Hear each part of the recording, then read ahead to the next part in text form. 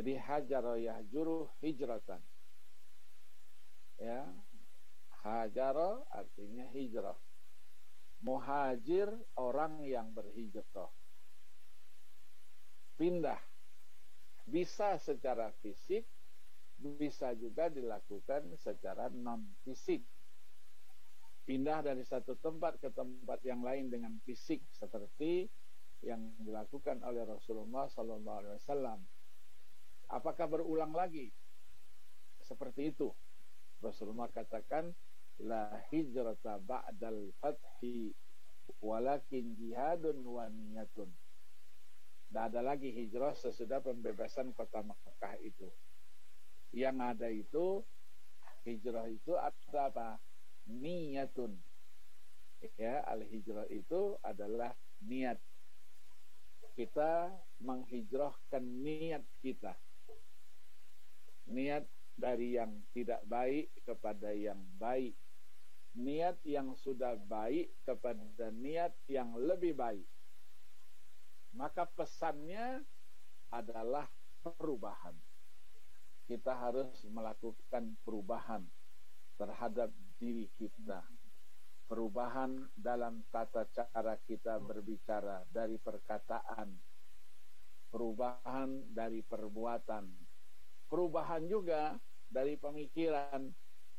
Kita kadang-kadang berpikir yang tidak baik. Ya, mempunyai niat yang tidak baik. Hapuskan semua itu. Pasang niat yang baik. Rencanakan semua rencana yang baik. Walaupun kita, umat Nabi Muhammad ini diberikan semacam kemuliaan dan kelebihan. Nanti ketika kita berbicara niat, niat itu sinonimnya ada 18 kata. Niat, nawayan winiyatan. Aroda, yuridu, irodatan. Azam, ya'zimu azman. Qasada yaqsidu qasdan. Hamma, ya, irhas, ya, irhas namanya, irhas, semuanya hajis, sudah juga disebut dengan istilah ya khatir, ya, yang terlintas. Semuanya ada 18 sinonim. Kalau kita bahas semuanya tidak selesai. Ya, itu dibahas, dijadikan satu disertasi khusus. An-niyah wa atharuha fil ahkam syar'iyyah. Niat dan pengaruhnya terhadap hukum Islam. 2 jilid itu disertasi. Ya, ditulis oleh seorang teman saya dulu di Universitas Ummul Qura Makkah Al-Mukarramah. Begitu pentingnya niat. Karena dengan niat kita mendapatkan pahala. Dengan niat kita juga mendapatkan dosa. Hanya saja untuk umat Nabi Muhammad, kalau niatnya baik, sebelum dia lakukan apa yang diniatkan, sudah dicatat 1 dulu. Kalau dia lakukan, dinaikkan dari 1 menjadi 10, 10 menjadi 100, 100 menjadi 700, dan seterusnya. Tapi kalau perbuatan itu perbuatan yang tidak baik, dia mempunyai niat yang tidak baik, belum dicatat dulu 1. Belum. Sampai perbuatan itu dilakukan. Kalau dibuat, baru 1. Ya. Apakah yang baik saja dilipat gandakan, yang tidak baik tidak dilipat gandakan? Ya, enak saja mau yang baik saja yang dilipat gandakan, ketika yang tidak baik dilakukan, nilainya hanya 1, tidak dilipat gandakan juga. Allah Subhanahu wa ta'ala Maha Kuasa untuk itu. Maka kita harus memasang niat. Ya, berniat, niat yang baik. Maka selalu dibawakan dalam memperingati ini semua, innamal a'malu binniyat. Ya, sesungguhnya muara dari semua amal perbuatan itu adalah dengan niat. Apakah niatnya salihah, baik, fasidah, tidak baik, niatnya itu adalah makbulah, diterima, atau mardudah, dia ditolak, tergantung dari niat seseorang terhadap satu perbuatan. Maka orang yang berniat itu akan mendapatkan pahala. Yang tidak ada niat, maka tidak ada pahala. Maka dalam redaksi lain kita tawarkan, ada la tawaba illa bin niyah. Umar bin Khattab radhiyallahu anhu juga pernah mengatakan, ya, la amala illa biniyatin. Jadi tidak ada amal perbuatan itu nilainya melainkan niat, ya, dari yang melakukan perbuatan itu. Nah, hijrah artinya berpindah. Rasulullah Sallallahu Alaihi Wasallam di dalam berdakwah, kita ketahui sekian lama di Mekah itu terus mendapatkan permusuhan, dimusuhi, diboikot, dianiaya, dikucilkan, ya, pokoknya semua yang tidak baik itu sudah dirasakan oleh Rasulullah Sallallahu Alaihi Wasallam. Maka Allah perintahkan tinggalkan Mekah menuju Madinah Al-Munawwarah dengan satu proses. Ya, Rasulullah sebelum berangkat ke Madinah Al-Munawwarah transit dulu di sebuah bukit namanya Bukit Taur. Bukit Taur itu ada di selatan dari Makkah, ya, 5 km. Daerahnya namanya sekarang perkampungan Kudai. Kudai. Sebuah gunung yang berlapis. Kita sampai di gunung yang satu, kemudian terus lagi naik ke gunung yang kedua. Nah, disitulah Rasulullah Sallallahu Alaihi Wasallam bersembunyi. Ya, bersama sahabatnya tentunya, Abu Bakar, ya. Nah, ketika itu orang-orang yang di Mekah yang disebut dengan kufar Quraisy itu sudah merencanakan untuk menangkap Rasulullah Sallallahu Alaihi Wasallam. Rasulullah mau ditangkap, ya, oleh Abu Sufyan dan kawan-kawannya. Mau ditangkap, tapi Allah Subhanahu Wa Taala sudah atur sedemikian rupa. Rasulullah keluar dari rumahnya, ya, katanya membaca ayat yang ada dalam surah Yasin, katanya membaca yang lain-lain, ya, yang lain lagi, ya, supaya orang tidak melihat, ya, tidak melihat fisik kita. Sampailah ke mana? Ke Bukit Taur. Ternyata mereka tahu kalau Rasulullah sudah meninggalkan Mekah. Rasulullah selama beberapa hari di Gua Hira itu konsumsinya, makanannya diantar oleh anak daripada Abu Bakar As-Siddiq radhiyallahu anhu yang bernama Asma. Karena dulu belum ada aspal, padang pasir. Orang berjalan, telapak kakinya berbekas di padang pasir itu. Nah, untuk menghilangkan bekas jalan daripada Asma binti Abi Bakar ini, saudaranya yang bernama Abdullah menghapus bekas langkah itu. Sampai ditawarkan, dibuat sandiwara.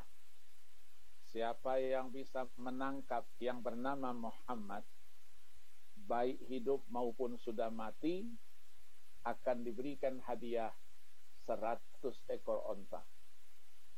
100 ekor onta, oh, itu hadiah paling besar waktu itu. Di antara yang hadir di situ ada seseorang namanya Suraqah. Suraqah terus menjawab, aku bersedia untuk itu, dan aku akan tangkap yang bernamanya Muhammad itu baik hidup maupun mati. Maka aku akan siapkan sebuah pedang. Pulang dia asah pedangnya. Di asah pedangnya itu dalam riwayat diceritakan 1 hari 1 malam, sehingga begitu tajamnya, ya, apapun ditiupkan saja di atas pedangnya itu, dia pasti akan putus. Nah, dengan pedang yang tajam inilah katanya, supaya nanti yang bernama Muhammad itu ketika ditebaskan pedang itu ke leher beliau, beliau tidak merasakan sesuatu, tapi lehernya terus lepas dari badannya. Ternyata Rasulullah sudah meninggalkan Bukit Saur, berjalan menuju Madinah. Dalam satu riwayat itu 8 hari 8 malam diriwayatkan. Karena onta tidak bisa berjalan malam dia. Onta itu buta dia kalau malam. Siang bisa jalan. Melihat, ya, dicari di Bukit Saur, ya, di Bukit Saur ternyata tidak ada. Rasulullah sudah pergi. Nah, Suraqah tadi menggunakan seekor kuda yang lincah, yang sudah terlatih. Dikejarlah Rasulullah SAW bersama rombongan. Ketemu, ya, di tengah-tengah jalan ketemu rombongannya Rasulullah itu. Suraqah lihat dari jauh. Begitu dia lihat Rasulullah ada di depan, dia terus pacu kudanya secepat mungkin supaya beliau bisa melihat, ya, Rasulullah dari dekat, dan akhirnya menebaskan pedang itu ke lehernya Rasulullah SAW. Dia tidak tahu kalau Rasulullah ini hamba Allah yang diberi kelebihan. Ya, sering kita baca dalam qasidah itu, ya, disebutkan wa fi dhahrihi yara man khalfahu kaman yara man fil amam. Rasulullah punya kelebihan.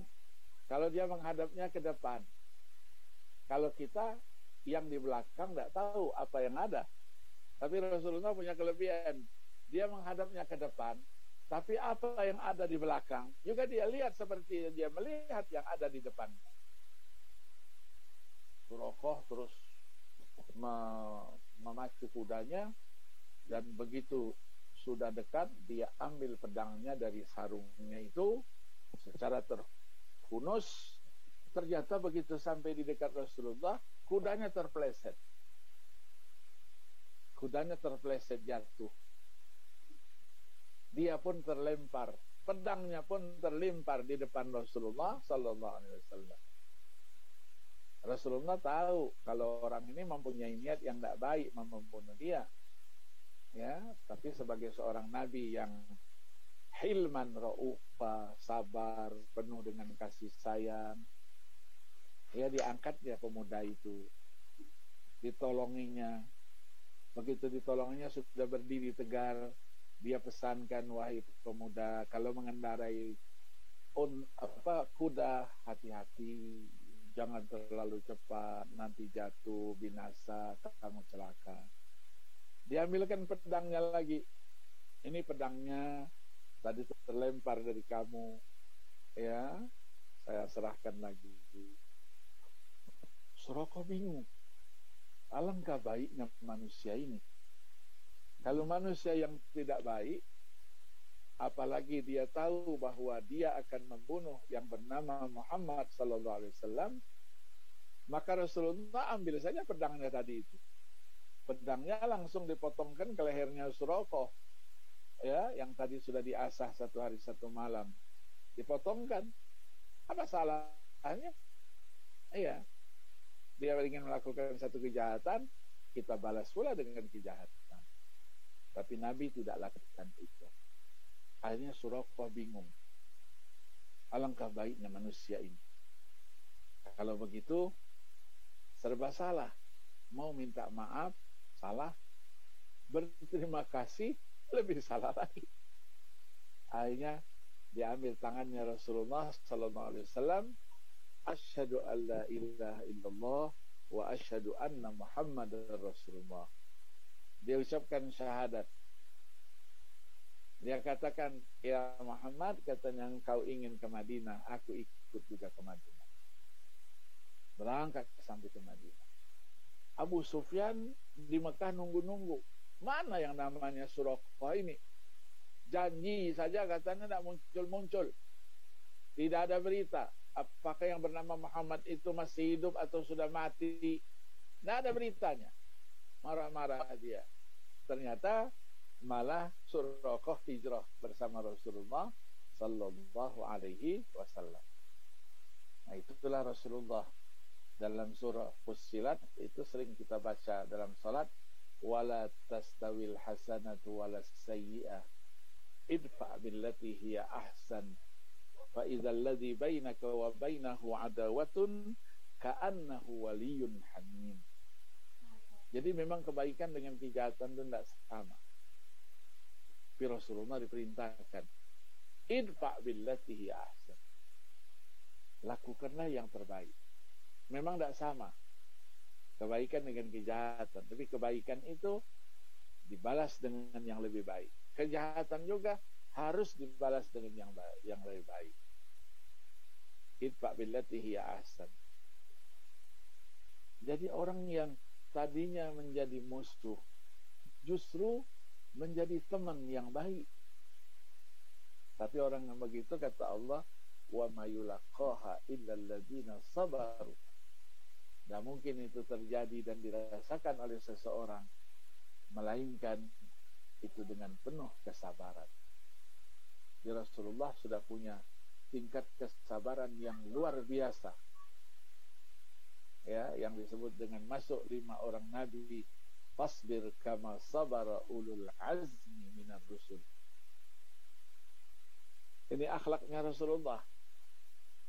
Dimusuhi dibalas dengan kebaikan, disakiti dibalas dengan kebaikan. Nanti di Madinah juga kita temukan riwayat Nabi ini dimusuhi oleh seorang wanita Yahudiyah yang sudah tua. Saking bencinya, setiap Rasulullah lewat di depan rumahnya diludahi oleh wanita tua itu. Di bab Jibril. Jadi Nabi kalau waktu sampai di Madinah, begitu keluar dari masjid, selalu dia keluar dari bab Jibril namanya, pintu Jibril. Nah, di sebelah situ ada rumah. Rumah kebetulan wanita tua ini tinggal di rumah itu. Jadi setiap Rasulullah lewat, dia tahu Rasulullah ada di bawah, langsung dari jendelanya dia ludahi Rasulullah itu. Rasulullah merasa diludahi. Ya, Rasulullah lihat, oh, ada ludah. Bersihkan. Ya, karena ludah tidak apa lagi. Besok paginya sahabat sudah tahu kalau Rasulullah lewat situ diludahi. Sahabatnya terus mengingatkan, ya Rasulullah, kita hari ini kalau mau keluar dari sini jangan lewat situ. Nah, nanti diludahi lagi oleh wanita tua itu. Kata Rasulullah, enggak apa-apa kok. Saya sudah langganan, ya, sudah saya bikin kontrak langganan. Lewat situ tunggu, ada ludahnya dibersihin. Sahabat yang tidak sabar dia. Hari ketiga Rasulullah masih lewat situ juga. Tunggu Rasulullah, kok tidak ada ludahnya? Rasulullah lihat ke atas, tidak ada juga wanita itu. Rasulullah terus perintahkan sahabatnya, cari tahu di mana wanita itu yang biasa meludahi aku setiap hari. Kok hari ini tidak ada? Ada apa? Diselidiki, ternyata wanita itu sakit. Ya, mungkin kalau bahasa kita kualat ya dengan Rasulullah. Masa Rasulullah manusia yang mulia kok diludahi? Begitu Rasulullah diinformasikan wanita tua Yahudiyah itu sedang sakit, Rasulullah terus perintahkan istrinya Sayyidah Aisyah radhiyallahu anha, wahai Aisyah, buatkan makanan yang paling disenangi oleh wanita tua itu. Kata Sayyidah Aisyah, engkau setiap hari diludahi oleh dia. Sekarang aku disuruh membuat makanan, hadiahkan untuk dia. Kata Rasulullah, buatkan saja. Dibuatkan. Ya, kalau kita mungkin dibawa ya, pakai tempat khusus, Rasulullah terus menuju rumah wanita tua itu dengan beberapa orang sahabat. Ternyata wanita tua itu terbaring di tempat tidurnya, sakit. Begitu lihat Rasulullah datang, assalamualaikum, dia lihat Rasulullah, dia mau kabur dari tempat tidurnya. Dia kira Rasulullah datang membalas apa yang dia lakukan setiap harinya. Kata Rasulullah, tetap di tempatmu. Aku datang tidak akan membinasakanmu. Aku datang tidak akan membalas seperti apa yang kau lakukan terhadapku. Tapi aku datang melakukan silaturahim. Aku tunggu 2 hari tidak ada ludahnya. Aku tunggu 2 hari tidak ada engkau di atas, kuliah tidak ada. Ternyata engkau sakit. Nah, kami datang semua ini menengokmu. Engkau sedang sakit dan mendoakanmu. Semoga cepat sembuh dan kembali melaksanakan tugas sucimu meludahi aku. Ini ada sedikit oleh-oleh, kata Rasulullah, makanan yang paling engkau senangi. Namanya syurbah. Syurbah itu bubur ya. Bubur yang sudah dikelola pakai daging ya, dimasak api dia, dimakanlah itu. Bingung wanita ini, seperti Suraqah tadi.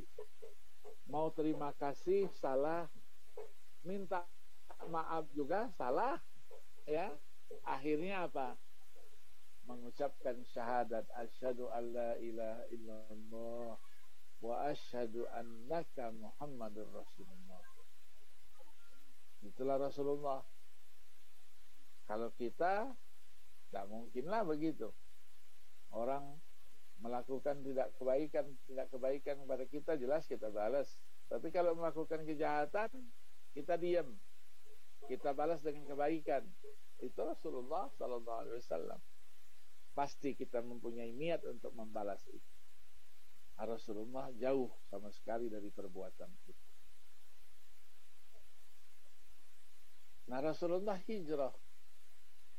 Yang ikut hijrah bersama Rasul bukan orang-orang sembarangan. Ya, tokoh-tokoh, orang-orang kaya. Tapi ketika mau berangkat ke Madinah, kekayaan itu tidak dibawa. Hanya secukupnya saja. Sehingga mereka disebut di dalam Al-Quran itu lil fuqara'il muhajirin. Orang-orang berhijrah, tapi kebetulan fakir-fakir semua. Padahal kaya raya. Ya, kita kenal namanya ada Abdurrahman bin Auf, ada Suhaib Ar-Rumi. Ini tokoh-tokoh besar semuanya. Utsman bin Affan, Ali bin Abi Thalib, kaya raya semua ini. Ditinggalkan harta kekayaan. Karena itu anugerah Allah. Kalau Allah memang akan menggantinya, diganti di Madinah. Ganti di Madinah.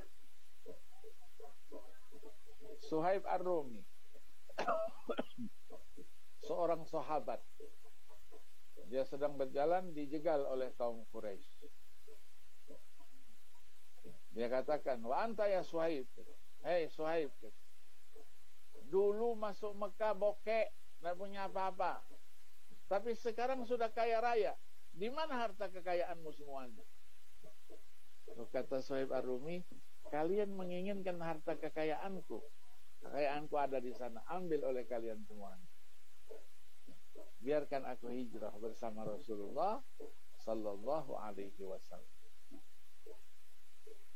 Kalau kita ribut dulu, ya, hijrahnya tidak jadi, hartanya diambil, kita dibunuh. Nah, sampai di Madinah, ya, ringkasnya Rasulullah melakukan satu perjalanan, ya, katanya sampai 8 hari 8 malam sampai di Madinah Al-Munawwarah. Sesampainya di Madinah Al-Munawwarah, Rasulullah kan ingin membangun sebuah negara Madani namanya, yang berkeadilan, berkecukupan, berkeimanan, ya, yang terbaik lah, yang terbaik. Beliau tidak membangun pertama kali infrastruktur seperti kita. Bangun gedung-gedung dulu yang bagus-bagus, yang tinggi-tinggi, yang mega-mega, yang mewah-mewah. Tapi Rasulullah membangun dimulai dari apa? Yang disebut mempersatukan rombongan yang datang dari Mekah yang disebut dengan Muhajirin dengan rombongan yang ada di Madinah Al-Munawwarah sebagai tuan rumah yang disebut dengan Al-Ansar. Rasulullah lihat Al-Muhajirun dan Al-Ansar ini dua kekuatan yang luar biasa. Apabila disatukan, dia akan menjadi satu kekuatan yang luar biasa hebat. Nah, Rasulullah lakukanlah yang disebut dengan bainal muhajirin wal ansar. Dipersaudarakan antara kaum muhajirin dan al-ansar.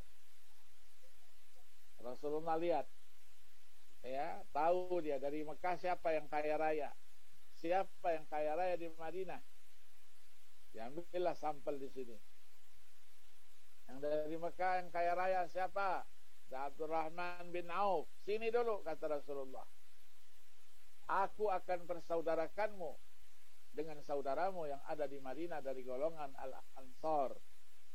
Dipanggillah yang bernama Sa'ad ibn Rabi'. Sa'ad ibn Rabi' dipanggil oleh Rasulullah SAW untuk dipersaudarakan dengan Abdurrahman bin Auf. Begitu juga yang lain-lainnya. Rasulullah begitu persaudarakan. Mereka berdua ini seolah-olah sudah menyatu. Padahal bertemu saja tidak pernah. Abdurrahman bin Auf terus ditarik oleh Sa'ad ibn Rabi'. Ini dulu kan. Aku akan perlihatkan kepadamu kekayaan yang aku miliki. Oh begitu, kata Abdurrahman bin Auf. Iya. Kau lihat di sebelah kananmu. Sebelah kanan ternyata sejauh mata memandang itu kebun kurma dan ternak onta. Kambing dan onta. Kau lihat di sebelah kananmu, kata Sa'ad ibn Rabi'. Kata Abdurrahman bin Auf, aku lihat. Dia katakan, haza mali khusyatrahu. Ini semuanya harta kekayaanku. Ambil olehmu separuhnya. Terus engkau lihat sebelah kirimu. Ternyata di sebelah kiri lebih banyak daripada yang ada di sebelah kanan. Iya, aku lihat, aku saksikan itu. Kata Sa'ad ibn Rabi', hadza mali khudsatrahu. Ini juga harta kekayaan. Ambil olehmu separuhnya. Sampai dia katakan, aku punya 2 orang istri. Engkau pilih salah satunya, aku akan ceraikan istriku itu, engkau yang menikahinya. Li imra'atani ikhtar wahidatan minhuma sa'utalliquha fatatazawwaja biha. Kalau kira kita ya ambil separuhnya. Ya, enggak semuanya aja.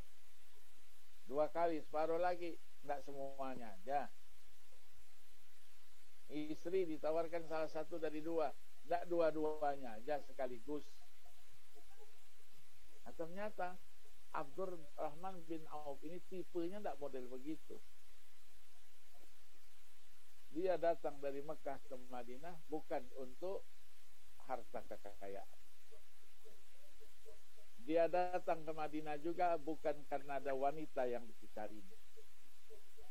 Dia datang dari Mekah ke Madinah selama 4 hari perjalanan juga tidak karena harta, wanita, dan tahta, kedudukan yang dicari. Akhirnya dia sampaikan doa kepada Sa'ad ibn Rabi'. Kata beliau, aku tidak perlu ini, aku tidak perlu itu. Tapi aku doakan, barakallahu fi malika wa ahlik. Semoga Allah senantiasa memberikan berkahnya ya kepada harta kekayaanmu dan kepada keluargamu. Aku tidak mau harta, aku tidak mau wanita, dan aku tidak mau tahta. Maka disinilah niat yang ikhlas namanya. Hijrah memang betul-betul karena Allah dan Rasulnya, bukan hijrah karena ada niat yang lainnya, ya, menikahi wanita dan lain-lain sebagainya. Maka di dalam hadis itu dikatakan faman kanat hijratu ilallahi wa rasulih fa hijratuhu ilallahi wa rasulih wa man kanat hijratu lidunya yusibuha aw imra'atin yankihuha fa hijratuhu ila ma hajara ilaihi. Jadi siapa yang hijrahnya karena Allah dan Rasulnya, maka pahalanya dia dapatkan seperti itu. Tapi apabila yang hijrah itu karena ada tujuan dunianya atau wanita yang mau dinikahinya, maka yang didapatkan apa yang dia niatkan. Jadi mempersaudarakan. Maka persaudaraan bagi kita umat Islam adalah sesuatu yang tidak ada tawar-menawar lagi. Harus ada. Itulah yang disebut dengan ukhuwah. Itulah yang disebut dengan persaudaraan. Ukhuwah ini sudah menjadi bahasa Indonesia. Kalau dalam bahasa Arab kita lihat dalam kamus, ukhuwah itu apa? Intinya memperhatikan. Artinya apa? Siapa yang merasa ada hubungan persaudaraan, dia bersaudara dengan yang lainnya, maka intinya hendaklah saling memperhatikan satu dengan lainnya. Memperhatikan artinya tolong-menolong, saling melengkapi kekurangan. Itu yang diharapkan. Ya, itu yang diharapkan. Nah, persaudaraan kalau kita lihat daripada ajaran agama kita, ada persaudaraan yang disebut dengan istilah, ya, ada hubungan keluarga dia. Nasab. Ya, ada persaudaraan namanya sebapak dan seibu sekandung. Ada yang karena ada bapak saja, atau karena ada ibu saja, seibu saja, ya, atau lebih daripada itu. Ya, dikembangkan yang namanya saudara itu dia sama apanya, saling memperhatikan. Bisa saja karena ikatan persaudaraan itu karena ada satu profesi, sama-sama pedagang, sama-sama pengacara, sama-sama qori dan hafiz, ya, seperti yang kita miliki organisasinya secara nasional. Ikatan persaudaraan advokat, ikatan persaudaraan apalagi, ya, seperti kita punya organisasi ikatan persaudaraan qori dan qariah, hafiz dan hafizah seluruh Indonesia. Ini yang disebut dengan ikatan persaudaraan yang bersifat profesi, ya, profesi. Nah, di sini perlu kita kembangkan kajian-kajiannya di sana tadi. Jadi persaudaraan, ukhuwah. Kalau kita berbicara ukhuwah yang diharapkan oleh Islam itu apa? Ukhuwah yang sejati, bukan ukhuwah yang sifatnya imitasi, ya, ukhuwah yang sifatnya palsu. Di luarnya saja seorang akrab, kokoh dia karena persaudaraan, tapi di dalamnya rapuh, ya, di dalamnya isinya adalah permusuhan satu dengan yang lainnya. Inilah yang disebut dengan ukhuwah. Ya, ukhuwah.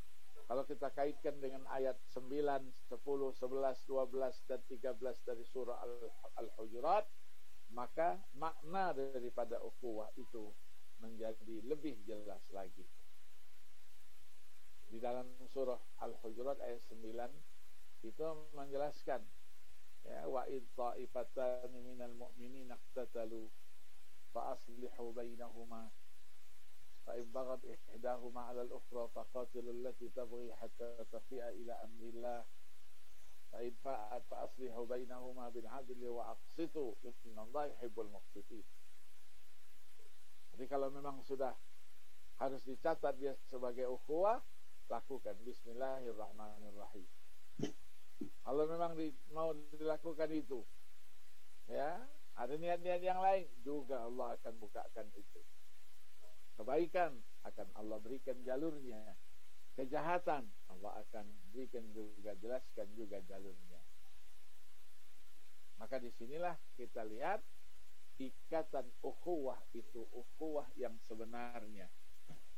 Maka Allah jelaskan dalam ayat 10 surah Al-Hujurat itu, innamal mu'minuna ikhwatun fa aslihu baina akhawaykum wattaqullaha la'allakum turhamun. Sesungguhnya orang-orang yang beriman itu bersaudara, maka damaikanlah persaudaraan itu. Jaga, pelihara dia, ya, pelihara. Nah, memelihara persaudaraan itu berarti memberikan perhatian terhadap sesama yang mempunyai ikatan, ya, terutama ikatan lahir dan batin, ikatan keimanan, ya, ikatan keimanan. Kita perlu, ya, melakukan itu. Maka kita selalu siap, ya, dengan yang disebut dengan apa? Ya, yang disebut dengan sesuatu, ya, yang mudah, yang murah, ya, yang murah, yang selalu kita berikan kepada saudara kita. Kadang-kadang tidak berharga dia, ya, apalah artinya roti, potongan roti atau makanan lain, ya, sering kita sampaikan jangan dilihat harganya, jangan lihat bentuknya besar, kecil, ya, tapi lihatlah dan jadikanlah itu sebagai penyambung lidah, ya, penyambung lidah dari persaudaraan yang sudah kita kaji, kita jalin, ya, dari sejak apa?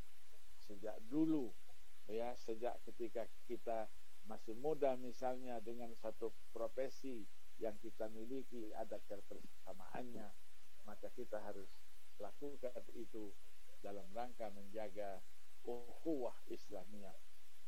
Kita bersaudara, berjalan membangun sesuatu menjadi kokoh.